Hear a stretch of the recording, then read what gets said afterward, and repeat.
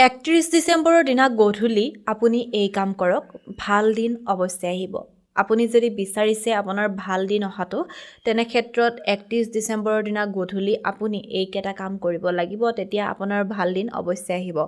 আপোনালোকে হয়তো সকলোৱে আশাৰে বাট চাই আছে নতুন বছৰটো আদৰিবৰ কাৰণে। নতুন বছৰটোত এই বছৰটোত আপুনি যিখিনি বেয়া দিন দেখিছে বা আপুনি যিমানখিনি সমস্যাৰ সন্মুখীন হৈছে, সেই সমস্যাখিনি যাতে আপোনাৰ নহয়, তাৰ কাৰণে হয়তো সকলোৱে নতুন বছৰটো কিদৰেনো আদৰিব প্ৰস্তুতি কৰিছে। তেনে ক্ষেত্ৰত ৩১ ডিচেম্বৰৰ দিনা গধূলি এটা বিশেষ উপায় আছে, যিটো উপায় কৰি আপুনি আপোনাৰ ঘৰত হৈ থকা বেয়া দিনসমূহৰ অৱসান ঘটাব পাৰিব আৰু নতুনকৈ ১ তাৰিখৰ পৰা নিজৰ জীৱনটো আকৌ এটা বেলেগ প্ৰকাৰে আপুনি আৰম্ভ কৰিব পাৰিব। যদি জানিবলৈ বিচাৰিছে ভিডিঅ'টো একেবাৰে শেষলৈকে চাব। আপুনি যদি আপোনাৰ ইউটিউব, ফেচবুক অথবা ইনষ্টা লিগেল আৰু অৰ্গেনিকভাৱে গ্ৰ'থ কৰিব বিচাৰে, মনিটাইজ কৰিব বিচাৰে, আমাৰ লগত যোগাযোগ কৰিব।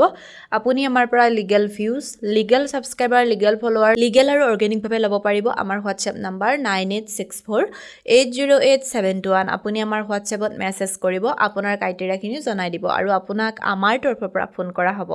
এতিয়া কথাখিনি যদি জানিব বিচাৰিছে ভিডিঅ'টো চাব লাগিব শেষলৈকে, তেন্তে বলক ভিডিঅ'টোৰ একেবাৰে শেষলৈকে আমি যাওঁ।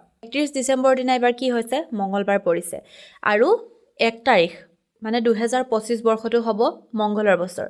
অৰ্থাৎ ৩১ ডিচেম্বৰটো যোৱাৰ পিছদিনাখনৰ পৰা ১ তাৰিখৰ পৰা মংগলৰ প্ৰভাৱ বেছি হ'ব বা মংগল ষ্ট্ৰং হ'ব।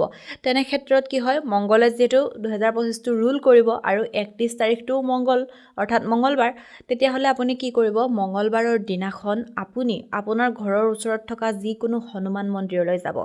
যাওঁতে কি কৰিব, আপোনাৰ ঘৰৰ পৰা আপুনি এটা মেচ লৈ যাব।